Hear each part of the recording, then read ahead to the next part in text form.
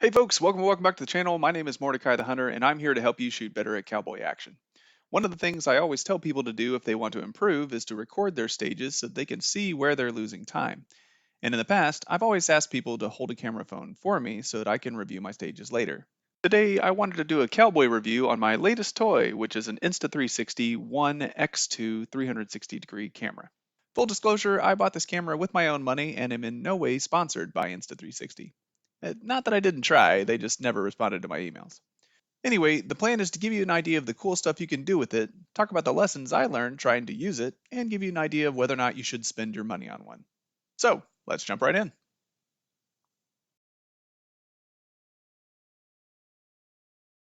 Okay, so first off, the thing that makes these cameras unique is that they capture everything in their line of sight.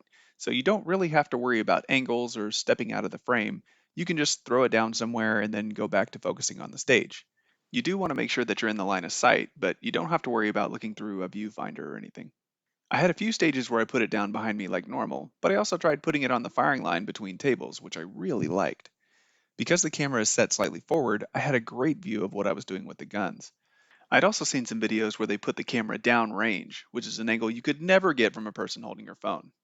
I mean, none of my friends would do it, and I feel like we're pretty tight. Please don't ask your friends to do it either. Anyway, the point is you can get video that you wouldn't be able to get otherwise. Another super cool thing about these cameras is the ability to capture vertical and horizontal videos at the same time. When I have someone video me with my phone, I like for them to hold it vertically, which is great for shorts and matches up with the hat cam for review videos. But that usually means that the only thing that fits in the vertical frame is me, so I lose out on the rest of the stage. And it doesn't work very well for widescreen since there's a lot of dead space if I don't have anything else to show you. But with a 360 camera, you can set the ratio when editing. So you can set it to 9 by 16, export the vertical video, and then go back in and reset the ratio to 16 by 9 and export the same video in widescreen. So I no longer have to choose between shorts content or long form. I can get both and use them for whatever I need. And I can even take it a step further and present video that has a wider angle than you would normally get. Like this video from the Top Gun shoot off, I have the camera set at the front of the bleachers, which is pretty close. And even with the phone held sideways, you would normally have to choose which person to follow or be much farther back to get both shooters. But with a 360 camera, I can back out and show you both sides of the stage at the same time, which I think is super cool. Another thing that's great about Insta360 is that they have a free computer program and mobile app that you can use to edit your videos.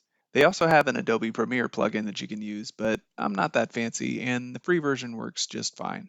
The program does have some kind of AI tracking thing, which is neat, but I personally prefer to set my own keyframes. I promise it's not hard to learn, just play around with it for a while and things will start to make sense. Before I get into stuff I had to figure out on my own, I'd like to pass on a little tip I got from the outlaw Travis James down in Florida.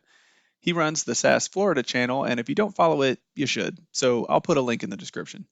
Anyway, you might have noticed that the sound gets compressed after I start shooting.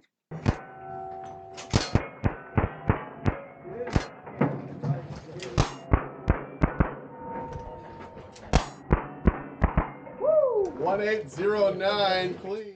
So, if that drives you a little bananas, here's how to fix it.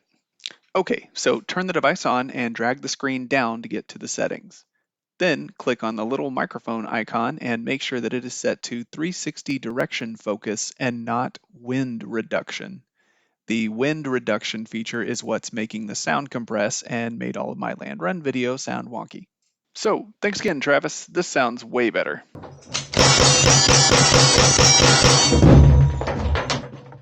Alrighty, so for the first couple of days, I started off with a combo selfie stick and stand from your favorite online retailer. It felt pretty sturdy in the house, and it had a narrow base, which I thought would keep it from getting in my way.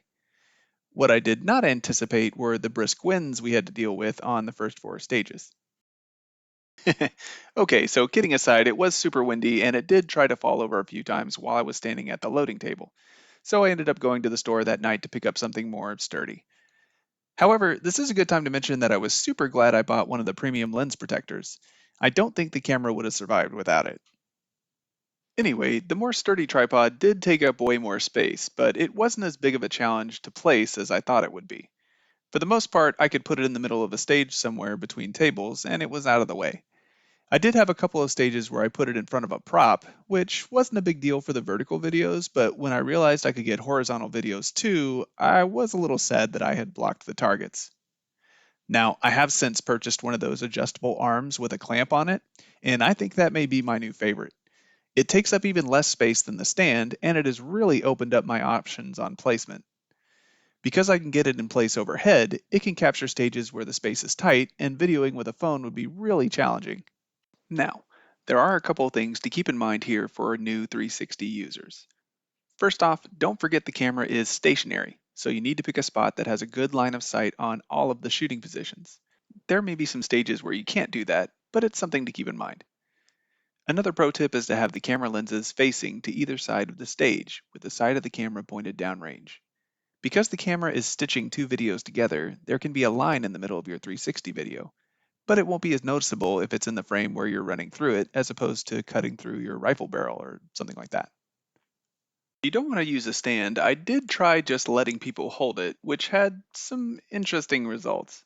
First off, the screen on this version is pretty tiny and it shuts off after about 30 seconds by default. So even though I told people to just hold it, they were worried it'd shut off or something, and there were many amusing conversations. To be fair, the newer version of this camera has a larger screen and the auto shut off is a setting you can adjust, but I didn't know that until it was too late. Second, the zoom on a 360 camera isn't all that great, so you want it as close to the action as possible. And a smart person isn't going to get too close to the shooter or the timer operator so they don't get in the way. And third, having someone hold the camera doesn't really save you any time in editing. In fact, it makes it harder because the camera and the subject are moving, sometimes in opposite directions. So I think the moral of the story here is that if you're going to have someone actively film, you're better off just letting them use your phone. And that folds nicely into another consideration when using a 360 camera, which is that you always have to edit the footage. I mean, I'm sure someday we'll be using VR goggles or something like that, but right now most video is still in 2D, so you still have to go into the app, set the perspective, and export them, which, after using it, isn't a big deal, but the point is they're not magically available after you finish recording. And I bring that up because 360 footage is memory intensive, which makes sense because the camera is taking information from both lenses and splicing it together. So, depending on your resolution settings, the 360 video files can be 3 to 4 times the size of a phone video. Now, memory cards have gotten pretty cheap these days, and maybe storage isn't an issue for you, but to me it seems wasteful to keep all the raw footage. Okay, so after all that, should you buy one? At the time of this recording, the X2 is available on Amazon for around 300 bucks, which isn't cheap, but I shoot pretty regularly and take lots of videos, so I feel like this was a worthwhile investment for me. Obviously, there are newer and more expensive options out there, but I feel like this was a good enough value to take a chance and dip my toes in. If you like techie stuff and you're willing to put in the work on the editing side, you can get some really cool video that you can't get any other way. But do you really need a 360 camera for cowboy action? And I guess the answer is nah, probably not. To be honest, I was a little disappointed at first because, in a straight comparison, the phone will get better quality video and there's almost no editing effort. The big benefit of the 360 camera is the different angles you can get and being able to capture multiple formats with a single device. But you have to be willing to edit the video afterwards and deal with trying to find a good spot to mount the camera body. So, if that doesn't sound like something you want to do, just use your phone and don't worry about it. No one has ever gotten mad at me for asking them to hold the camera, and most folks are happy to help. I will say that I enjoyed the bonus footage from people messing around with my camera, but they also did that when it was just someone holding my phone, so maybe I just shoot with an extra fun crew. Anyway, I think that's all for today, folks. Let me know in the comments if you thought this video was cool or if I forgot to talk about something. Thanks for stopping by, and I'll see y'all on the range.